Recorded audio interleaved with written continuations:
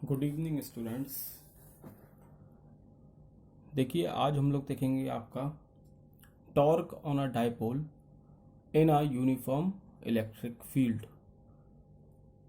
एक uniform electric field में अगर मैं किसी डाइपोल को रख दूं तो उस पर क्या फोर्स लगेगी और कितना टॉर्क लगेगा, ये हम लोगों को आज देखना है। सबसे पहले यूनिफॉर्म इलेक्ट्रिक फील्ड के बारे में डिस्कस कर लेते हैं। तो यूनिफॉर्म इलेक्ट्रिक फील्ड से मेरा मतलब है कि मेरा जो इलेक्ट्रिक फील्ड का मैग्नीट्यूड होगा वो हर पॉइंट पर सेम होगा। मैं यहाँ खड़ा हूँगा, यहाँ पर हूँ या यहाँ हूँ, मेरा इलेक्ट्रिक फील्ड सेम रहेगा। अब बात करते हैं डायपोल की।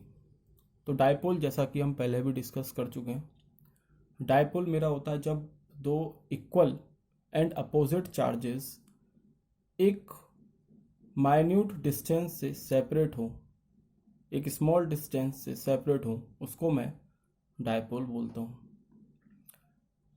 डायपोल मोमेंट को मैं निकालता कैसे हूँ, तो मैं उसमें किसी एक चार्ज का मतलब या तो ये वाला चार्ज या फिर ये वाला चार्ज, प्लस क्यू या माइनस क्यू, कोई भी एक चार्ज लूँगा और उसका डिस्टेंस से मल्टीप्लाई कर दूंगा तो वो मुझे डायपोल मोमेंट देगा।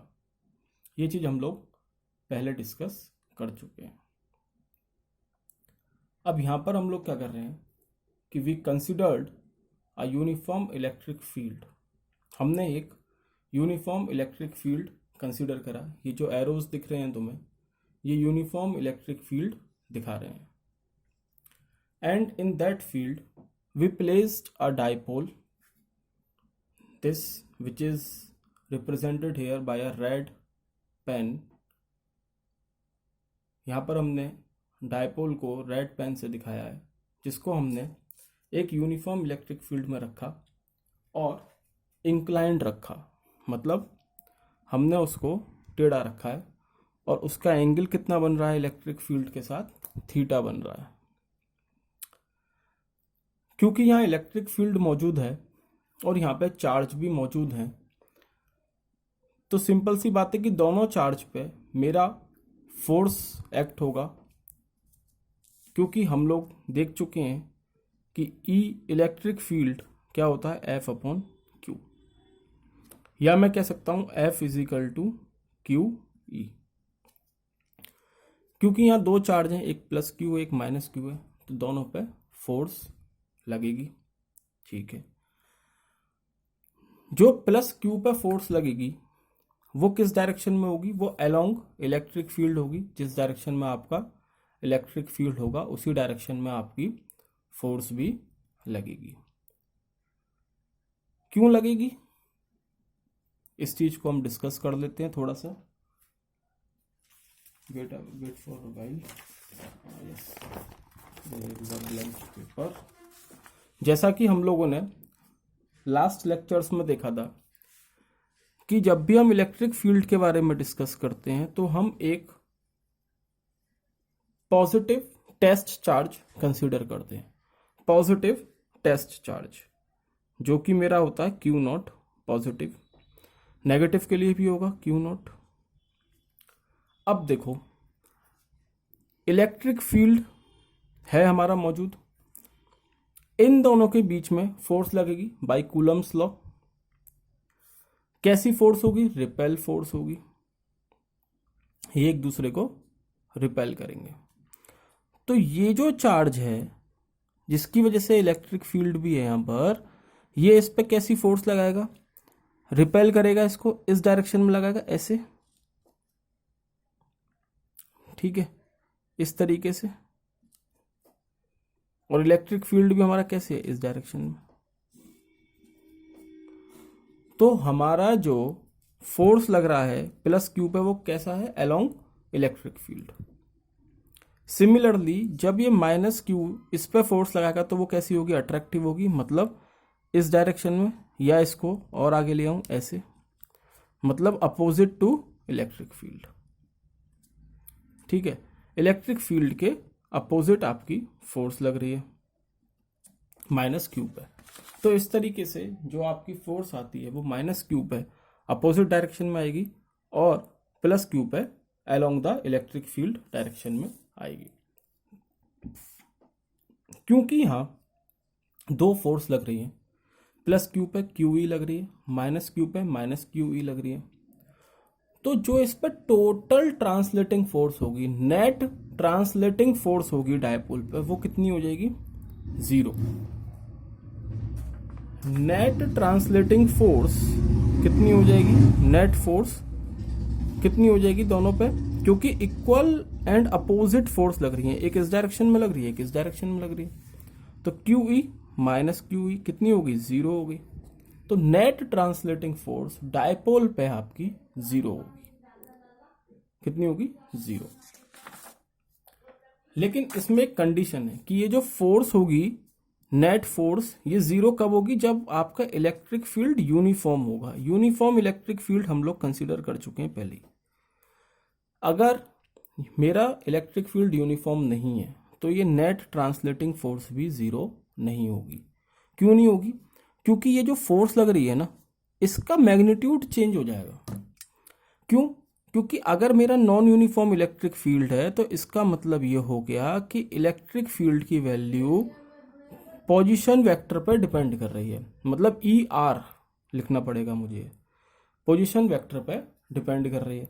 इसका मतलब अगर मैं यहाँ खड़ा हूँ तो अलग फोर्स महसूस होगी, यहाँ खड़ा हूँ तो अलग फोर्स महसूस होगी। इसलिए ये नेट फोर्स सेम नहीं हो, 0 नहीं हो पाएगी। लेकिन अभी क्योंकि हम यूनिफॉर्म इलेक्ट्रिक फील्ड की बात कर रहे हैं तो यहाँ पे आपकी नेट ट्रांसलेटिंग फोर्स 0 होगी। ठीक है। लेकिन अब यहाँ पे एक पॉइंट है, ट्विस्ट है, कि ये जो फोर्स लग रही है ना दोनों पे, ट्रांसलेटिंग फोर्स 0 है, लेकिन ये जो फोर्स है वो इक्वल एंड अपोजिट तो लग रही है, लेकिन इनका जो पॉइंट ऑफ एप्लीकेशन है वो डिफरेंट है। ये ऐसे लग रही है यहाँ इस लाइन के अलोंग, ये वाली इस लाइन के अलोंग लग रही है। मतलब ये ऐसे है कि ये मेरा डायपोल है, एक फोर्स ऐसे लग रही है और एक फोर्स ऐसे लग रही है। इसकी वजह से क्या होगा कि इस डायपोल पे क्या होगा? टॉर्क लगना स्टार्ट होगा। टॉर्क देखो, अगर ये फोर्स ऐसे होती, एक यहाँ से लग रही होती, एक यहाँ से लग रही होती, तो ये इक्वल एंड अपोजिट हो जाते, कोई फर्क नहीं पड़ता। लेकिन अभी क्या हो रहा है कि इनका लाइन ऑफ एक्शन सेम नहीं है।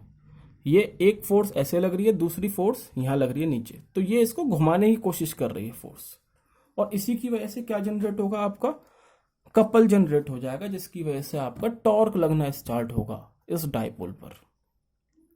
इस डायपोल पर टॉर्क लगना स्टार्ट होगा। अब क्योंकि हमें मालूम है कि टॉर्क हमारा क्या होता है? Force into perpendicular distance between two forces. तो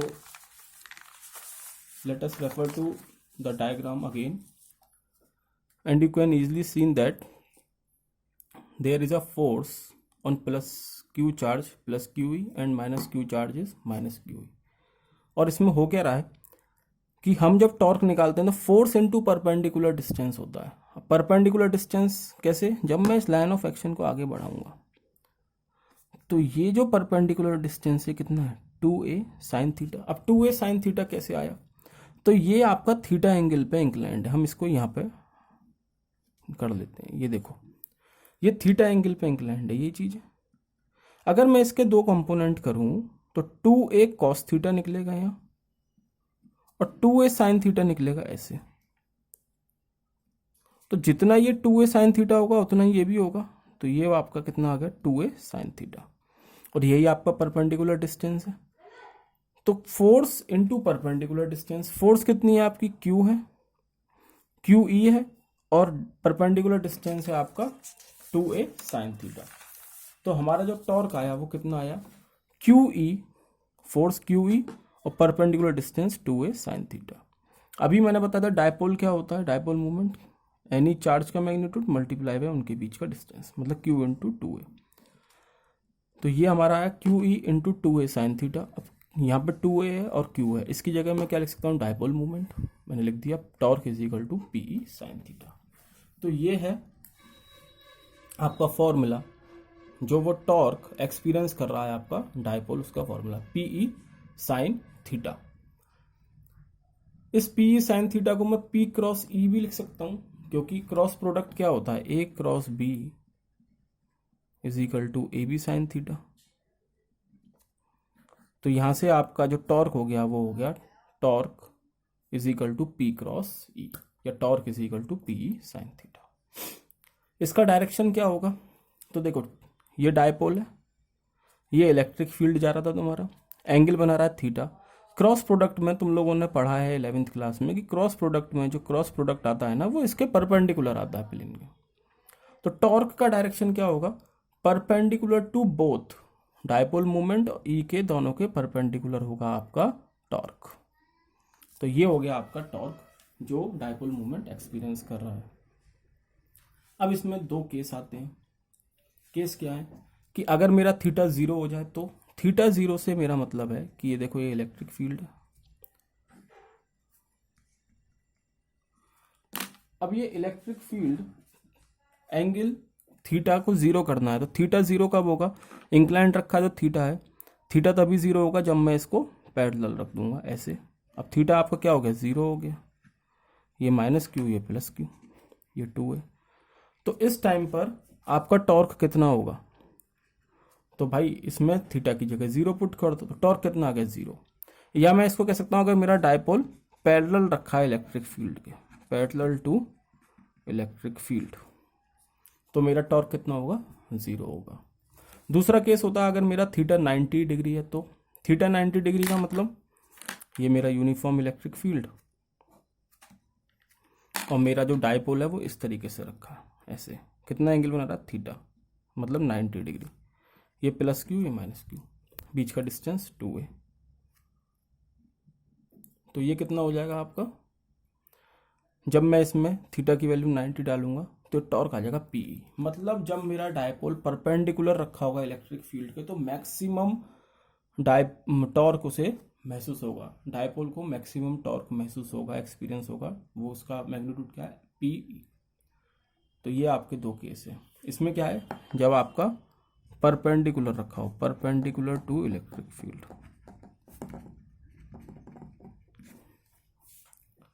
नेक्स्ट टॉपिक जो आपका आता है वो आता है electric field lines. Sorry, next topic आपका आता है इलेक्ट्रिक फील्ड लाइंस। तो देखो 11th क्लास में हम लोग एक टॉपिक पढ़ते हैं स्ट्रीम लाइन, फ्लूइड में, मैकेनिकल प्रॉपर्टीज ऑफ फ्लूइड में। जैसे वहां हम लोग स्ट्रीम लाइन यूज करते हैं ना फ्लूइड का मोशन दिखाने के लिए, वैसे ही यहाँ हम लोग इलेक्ट्रिक फील्ड लाइंस को यूज करते हैं। ठीक है, क्या होती है इलेक्ट्रिक फील्ड लाइंस, वो कर्व होती है जिसके अलोंग जो आपका पॉजिटिव टेस्ट चार्ज था ना वो मूव करता है, वो आपकी इलेक्ट्रिक फील्ड लाइंस होती हैं। कैसे समझेंगे इसको, तो देखो मानो ये मेरा पॉजिटिव चार्ज रखा है और यहां मैंने क्यू नॉट रख दिया, यहां मैंने क्यू नॉट रख दिया, यहां पे मैंने क्यू नॉट रख दिया, यहां क्यू नॉट रख दिया, यहां क्यू नॉट रख दिया। इस चार्ज की वजह से इस क्यू नॉट पे फोर्स लगेगी, इस वाले पर कैसे लगेगी, ऐसी तो लगेगी रिपेल ऐसे। सिमिलरली इस चार्ज की वजह से इस क्यू नॉट पे फोर्स लगेगी इस तरीके से, इसकी वजह से इस पे फोर्स लगेगी ऐसे, इसकी वजह से इस पे फोर्स लगेगी ऐसे, और इसकी वजह से इस पे फोर्स लगेगी ऐसे। तो ये जो तुम्हें एरो दिख रहे हैं ना, यही आपकी इलेक्ट्रिक फील्ड लाइंस रिप्रेजेंट करते हैं। अब यहाँ पे रख दूंगा तो ये ऐसे चला जाएगा, यहाँ रखा होगा तो ऐसे, और यहाँ रखा होगा तो ऐसे। अब ये लेकिन है किसके लिए, पॉजिटिव चार्ज के लिए। कौन सा चार्ज रख रखा है मैंने यहाँ, पॉजिटिव चार्ज।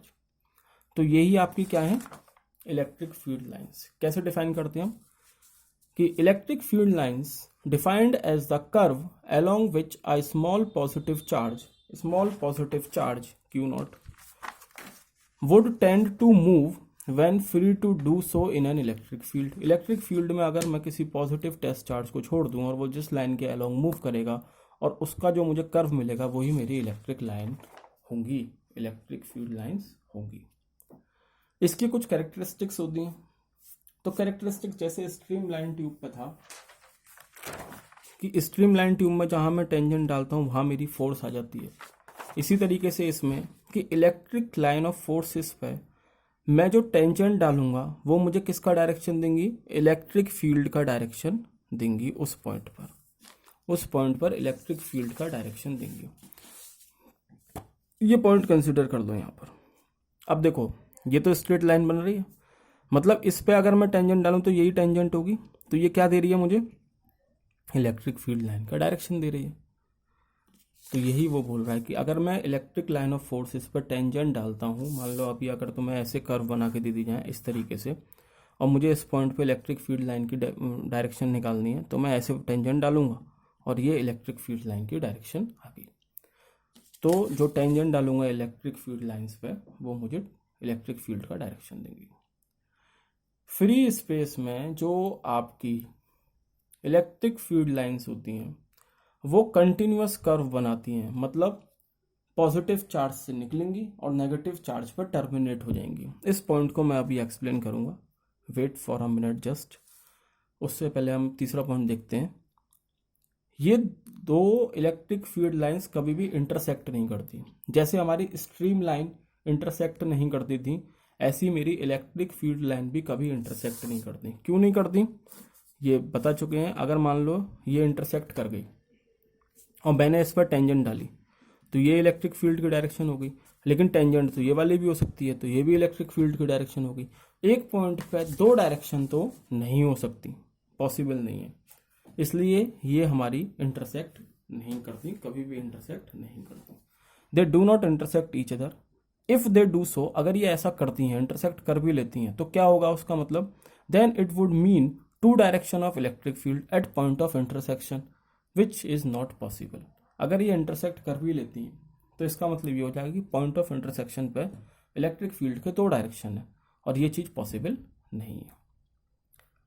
चौथा पॉइंट क्या कहता है, चौथा पॉइंट कहता है कि जो डेंसिटी है फील्ड लाइंस की वो मुझे क्या बताएगी, स्ट्रेंथ बताएगी इलेक्ट्रिक फील्ड की उस रीजन में। मतलब अगर मान लो मेरी इलेक्ट्रिक फील्ड लाइंस ऐसे हैं पास पास, डेंसिटी की बात कर रहा है ना, तो इसका मतलब क्या है कि मेरा इलेक्ट्रिक फील्ड स्ट्रांग है। मान लो इलेक्ट्रिक फील्ड लाइन दूर दूर है, तो ये बता रहा है कि मेरा इलेक्ट्रिक फील्ड वीक है। ये लिखा है इसमें, जो फील्ड लाइंस हैं उनकी डेंसिटी मुझे इलेक्ट्रिक फील्ड की स्ट्रेंथ बताएगी उस रीजन में। अब हम लोग, ये हो गई इलेक्ट्रिक फील्ड लाइंस की डेफिनेशन और इसकी कैरेक्टरिस्टिक्स। अब हम लोग कुछ केसेस में आपकी इलेक्ट्रिक फील्ड लाइंस कैसे बनती हैं ये देख लेते हैं। तो देखो, पॉजिटिव पॉइंट चार्ज के लिए आप लोग देख चुके हैं, अभी देखा था, दोबारा बना देते हैं। पॉजिटिव पॉइंट चार्ज होगा तो आपकी इलेक्ट्रिक फील्ड लाइंस कैसे बनेंगी, इस तरीके से आउटवर्ड की तरफ। कैसे बनेंगी, आउटवर्ड। ये आपकी पॉजिटिव पॉइंट चार्ज के लिए हो गई इलेक्ट्रिक फील्ड लाइंस, आउटवर्ड होती हैं। क्यों होती हैं ये आप लोग समझ रहे होगे, क्योंकि हम ये मान के चलते हैं कि यहाँ पॉजिटिव टेस्ट चार्ज रखा हुआ है। अब ये पॉजिटिव टेस्ट चार्ज पे अगर फोर्स लगाएगा तो कैसे लगाएगा, रिपेल लगाएगा इस तरीके से, इस डायरेक्शन में, ऐसे ऐसे ऐसे इस तरफ, तो ये क्या हो जाएंगी, आउटवर्ड। तो पॉजिटिव पॉइंट चार्ज के लिए जो इलेक्ट्रिक फील्ड लाइंस होती हैं वो आउटवर्ड होती हैं। और कैसी हैं ये, स्फेरिकल सिमेट्री। फील्ड लाइंस में क्या है, field lines have spherical symmetry. मतलब कि अगर मैं किसी भी पॉइंट को पकड़ूं और वहां इस तरीके से ड्रॉ करूं तो एक स्फीयर सा मुझे मिल जाएगा। सिमिलरली आपका नेगेटिव चार्ज के लिए, नेगेटिव पॉइंट चार्ज के लिए क्या होगा, तो नेगेटिव पॉइंट चार्ज के लिए आउटवर्ड की जगह इनवर्ड हो जाएंगी।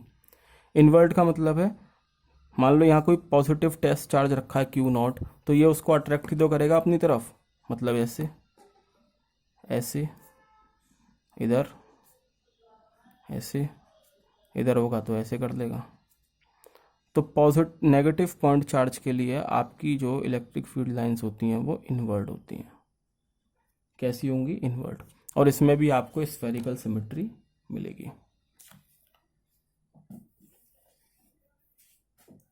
अगर हम कहें कि मेरे दो सिमिलर चार्जेस हैं और उनका मैग्नीट्यूड इक्वल है, मतलब मान लो कि यहाँ पे भी पॉजिटिव चार्ज रखा है प्लस क्यू और यहाँ पे भी पॉजिटिव चार्ज रखा है प्लस क्यू, दोनों का इक्वल मैग्नीट्यूड है, तो इसमें क्या होता है, इस केस में देखो यहाँ पे तो ये आउटवर्ड जाएगा, पॉजिटिव चार्ज है ना, इसलिए आउटवर्ड जाएगा।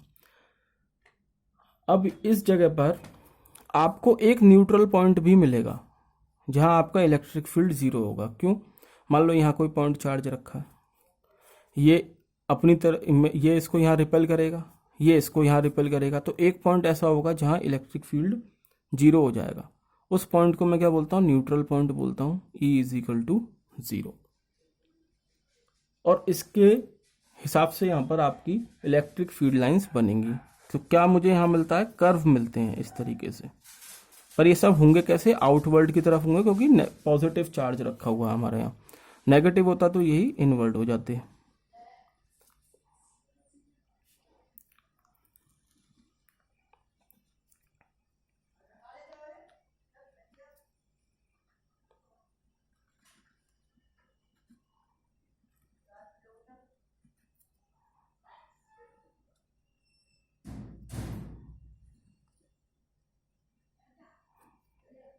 ठीक है, इसी तरीके से हम यहाँ पे बना देंगे, ये भी आउटवर्ड होगा।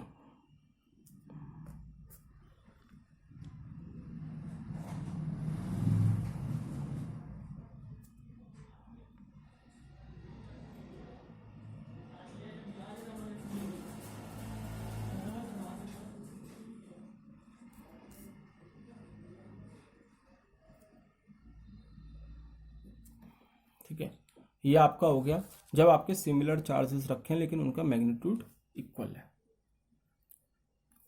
ठीक, एक केस इसमें ये आ सकता है कि आपके चार्जेस तो सिमिलर हैं, मतलब पॉजिटिव पॉजिटिव या नेगेटिव नेगेटिव, लेकिन उनका मैग्नीट्यूड इक्वल नहीं है।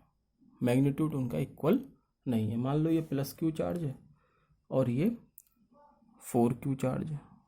4Q मान लिया हमने ऐसी। तो देखो भाई, इसमें भी एक पॉइंट तो ऐसा होगा जहाँ इलेक्ट्रिक फील्ड जीरो होगा, लेकिन वो मिड पॉइंट नहीं होगा। ये यहाँ पे ये मिड पॉइंट है क्योंकि दोनों इक्वल है। यहाँ ये मिड पॉइंट नहीं होगा, ये कहीं पे भी हो सकता है थोड़ा, लेकिन मिड पॉइंट से हट के होगा। मान लो यहाँ मान लिया हमने E is equal to zero, और इसके अकॉर्डिंग ही आपका जो है अब आपके कर्व यहाँ पे आपको ऑब्टेन होगा। मेन आपको ये जरूर याद रखना कि पॉजिटिव चार्ज के लिए आउटवर्ड होगा इलेक्ट्रिक फील्ड लाइंस और नेगेटिव चार्ज के लिए इनवर्ड होगा। बाकी फिर ये कर्व तो ऑब्टेन हो जाएगा। ठीक है, देखो यहाँ से ये ऐसे किया जाएगा, ये वाला ऐसे जाएगा। अब इसमें देखो आपको कैसे शो करना है, ये इस तरीके से यहाँ से ऐसे थोड़ा टिपिकल बनता है ये वाला।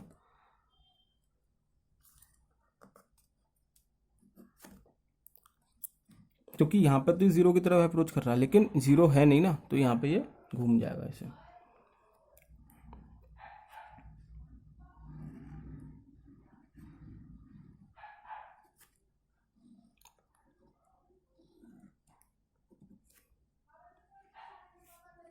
अब देखो ये जितना जो दूर होगा ना उतना ही आपका आराम से यहाँ से पास हो जाएगा, लेकिन जैसे जैसे आप इसके पास जाते जाओगे पॉइंट के, ये थोड़ा करीब जाते जाएगा आपके कहाँ, जीरो की तरफ।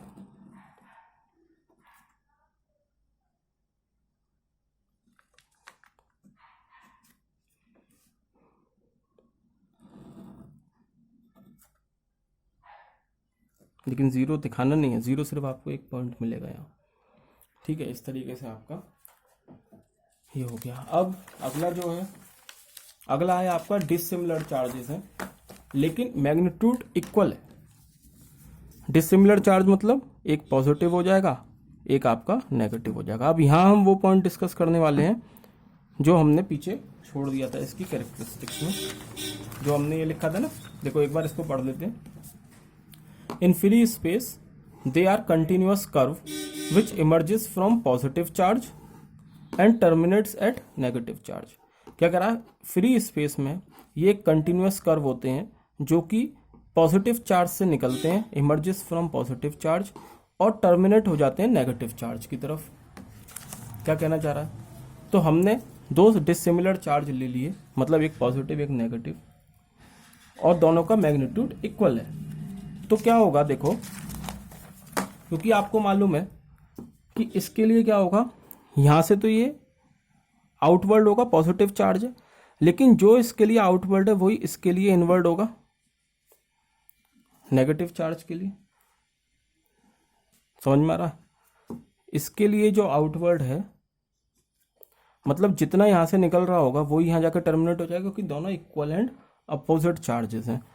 मतलब यहाँ से ये जा रहा है आउटवर्ड और एंड में जाके ये टर्मिनेट कहाँ हो जाएगा, नेगेटिव चार्ज में।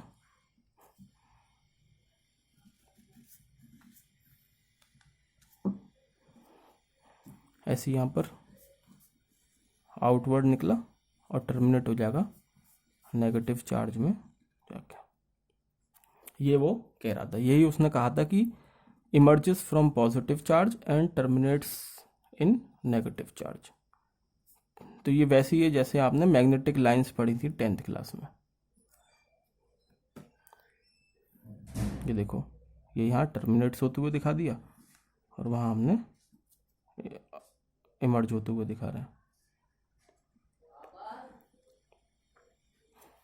ठीक है, ये हो गया आपका dissimilar charges but of equal magnitude. Last जो आपका आता है वो है यूनिफॉर्म इलेक्ट्रिक फील्ड, जो कि हम पहले भी देख चुके हैं। यूनिफॉर्म इलेक्ट्रिक फील्ड में क्या है कि हमको पैरेलल लाइंस बनानी है लेकिन इक्वल डिस्टेंस पे। ये आपका क्या हो गया, यूनिफॉर्म इलेक्ट्रिक फील्ड हो गया। क्या ये field lines are parallel and equispaced, मतलब बराबर दूरी पे है। तो ये आपका क्या दिखाएगा, यूनिफॉर्म इलेक्ट्रिक फील्ड। ठीक है, तो आज के लेक्चर में हमने क्या देखा, टॉर्क जो डाइपोल पे लगता है, इलेक्ट्रिक फील्ड लाइंस देखी, उनकी कैरेक्टरिस्टिक्स देखी और डिफरेंट केसेस उसमें हमने स्टडी करे। तो आज के लिए इतना ही है, अगले लेक्चर में फिर मुलाकात करते हैं। Okay, thank you.